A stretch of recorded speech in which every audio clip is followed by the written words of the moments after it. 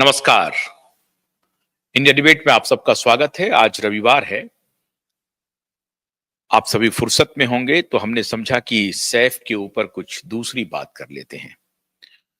सैफ पर हमले की बात हम लोगों ने कर ही ली। करीना के सवाल हमने पूछे ही हैं और भी उसमें जो भी अपडेट आएंगे वो सब बताएंगे, लेकिन आज उस मुद्दे पर कोई बात नहीं करूंगा। आज बात करूंगा कि सैफ का मतलब क्या होता है। सैफ का मतलब होता है तलवार। पटौदी खानदान सैफ इस तरह के नाम में यकीन क्यों रखता है, और नाम के अलावे पटौदी खानदान पर एक आरोप गंभीरता से लगता रहा है, और वो आरोप है गद्दारी का, कि ये खानदान ने गद्दारी की है भारत के साथ, भारत की मिट्टी के साथ। और जितना भारतीयों ने इस खानदान को सम्मान दिया, उस सम्मान के लायक ये खानदान नहीं है। और ये बात सही भी है। जो लोग सवाल उठा रहे हैं, ये बात सही भी है। और उसको आप अगर उस डॉट्स को कनेक्ट करेंगे तो काफी हद तक आपको ये यकीन होगा कि हाँ, जो कुछ भी लोग कह रहे हैं सैफ अली खान और उसके परिवार के बारे में, पटौदी खानदान के बारे में, तो वो बहुत हद तक सच है।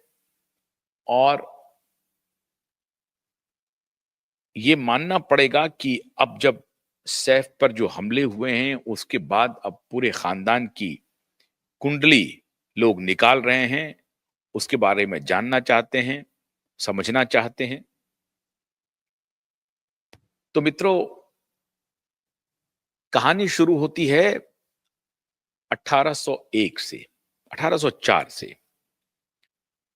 और ये जो आरोप लगता है आ, इस खानदान के ऊपर गद्दारी का, वो क्यों लग रहा है? मराठा के साथ जो ब्रिटिशर्स की लड़ाई थी, एंग्लो मराठा वॉर के नाम से बड़ा मशहूर है। मराठाओं के खिलाफ युद्ध में अंग्रेजों का साथ देने वाले में जिन जिन का नाम है, उसमें से एक नाम इस पटौदी खानदान का भी है। फैज तलब खान इसी खानदान के एक वारिस थे, जो 1804 में, जिसे अंग्रेजों ने नवाब की उपाधि दी और नवाब ऑफ पटौदी कहा।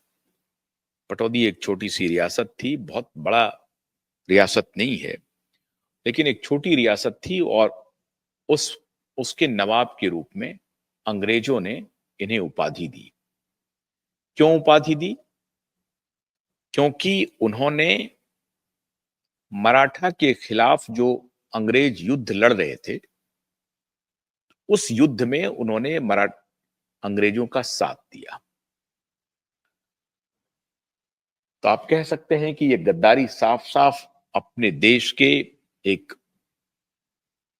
जो अंग्रेजों से जो जो हमारे यहां हमला करके आए थे, हमको गुलाम बनाना चाहते थे, हमारे यहां शासन करना चाहते थे, उनका साथ दिया इस खानदान ने। और उसके बदले में अंग्रेजों ने इन्हें पटौदी, नवाब ऑफ पटौदी का टाइटल दिया। ये टाइटल ऐसा नहीं है कि उसी वक्त दिया और खत्म हो गया। ये टाइटल आजादी के बाद 1971 तक जारी रहा।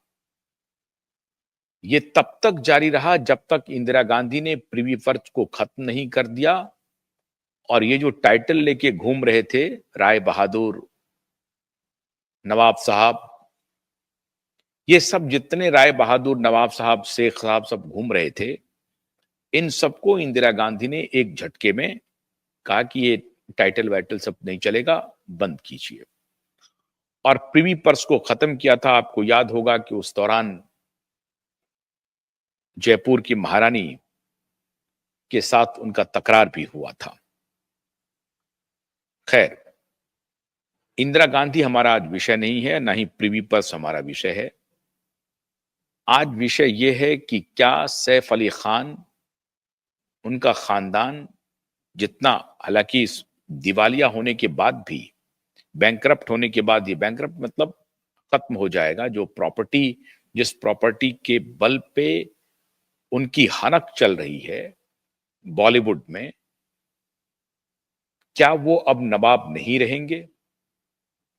एक तो हमला हुआ, कुठाराघात जिसको आप कहें, हमला कहना ठीक नहीं होगा, सरकारी हमला, सरकारी कुठाराघात हुआ 1971 में, जब इनसे इनके टाइटल्स छीन लिए गए और प्रिवी पर्स खत्म कर दिया गया। उसका प्रिवी पर्स का मतलब यह था कि जो जो रियायतें चल रही थी, छोटे छोटे जो मनसबदार थे या जमींदार थे या नवाब थे या छोटे राजा थे, उन्होंने विलय तो किया भारत में, लेकिन इसके बदले में भारत सरकार उन्हें कुछ पैसा देती थी कि ठीक है, आपने अपनी संपत्ति, जमीन भारत में विलय कर दिया है, तो आप कहां जाएंगे, क्या करेंगे, आपके खाने रहने पाने का इंतजाम जो है सरकार करेगी, और उसके बदले में कुछ उनको पैसा जाता था।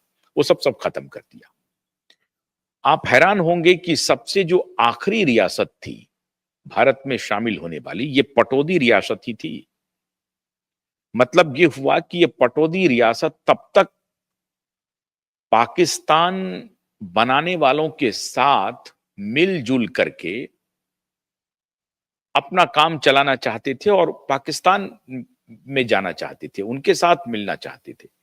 ये तो हुआ, बीच में मेवाड़ आ गया और मेवाड़ ने विरोध कर दिया, तो इनका जो कहानी है वो खत्म हो गई। तो ये पाकिस्तान जाना चाहते थे और आजादी की लड़ाई, आजादी के बाद भी, आजादी तक 1949 में ये जो पटौदी है, ये पटौदी की जो रियासत है, ये भारत में विलय हुआ। और वो भी तब विलय हुआ जब दिल्ली में इनके ऊपर कुछ आक्रमण हो गया, हमले होने लगे। तो पटेल साहब के, उस वक्त होम मिनिस्टर थे, डिप्टी प्राइम मिनिस्टर थे, तो पटेल साहब के इंटरवेंशन से पटेल साहब ने कहा कि साहब आपके सामने अब कोई ऑप्शन नहीं है, आप भारत में विलय कर लीजिए। फिर उन्होंने भारत में पूरी तरह से विलय किया। लेकिन विलय करने के पहले तक इनकी पूरी कोशिश रही कि हम पाकिस्तान चले जाएं। पाकिस्तान क्यों चले जाएं भाई? उसका कारण क्या था? ये जो रूट है, ये जो तलवार नाम रखा जा रहा है सैफ, और ये जो तैमूर नाम रखा जा रहा है, इसके पीछे की कहानी जब आप समझेंगे, तब आपको इस बात का एहसास होगा कि ये भारत के प्रति इनका सम्मान क्या है, इस परिवार का सम्मान क्या है। आप शर्मिला टैगोर या करीना कपूर पर मत जाइए, वो एक अलग चैप्टर है। लेकिन जो खानदान, जो पैस तालिब खान थे 1804 में, जिनको नवाब ऑफ पटौदी कहा, वो फैज तालिब खान का जो पारिवारिक हिस्ट्री है, वो जो आगे बढ़ी है, फिर उसके बाद इफ्तिखार अली खान के बेटे फिर नवाब मंसूर अली खान, और फिर मंसूर अली खान के बेटे हुए सैफ अली खान। तो फैज तालिब खान ने अंग्रेजों का साथ दिया, उसके बदले में इनको अवार्ड मिला। ये रहने वाले कहां के थे? ये अफगानी थे, अफगानिस्तान से आए थे। अफगानिस्तान पश्तून बरेज करके एक जनजाति है, बरेज जनजाति से इनका रिश्ता है। पश्तून बरेज जनजाति के ये लोग हैं और अफगानिस्तान से माइग्रेट करके भारत आए। भारत में अलग अलग जगहों पे इनकी संपत्ति रही और अंग्रेजों का साथ देने के बदले में भोपाल में रही, गुड़गांव के पास जो पटौदी है हरियाणा में, वहां पे रही, और अलग अलग शहरों में छोटी मोटी प्रॉपर्टीज होगी, लेकिन मुख्य रूप से इन दो जगहों पर इनकी प्रॉपर्टी रही। ये आप समझ लीजिए कि सैफ अली खान किस मूल के हैं, कहां से ये माइग्रेट हुए हैं। तो सैफ अली खान माइग्रेट हुए हैं अफगानिस्तान से, उनका जो खानदान है वो फैज तालिब खान, अफगानिस्तान से उनके एक पीढ़ी पहले आए होंगे या खुद वो आए होंगे, जिन्होंने अंग्रेजों का साथ दिया, जिस साथ के बदले में उनको नवाब की उपाधि मिली। अब फैज तालिब खान के बेटे थे इफ्तिखार अली खान। ये भी बड़ा अद्भुत हिस्ट्री है साहब। इफ्तिखार अली खान भी एक क्रिकेटर थे, और ऐसे क्रिकेटर थे जो भारत की तरफ से भी खेले और इंग्लैंड के भी तरफ से खेले।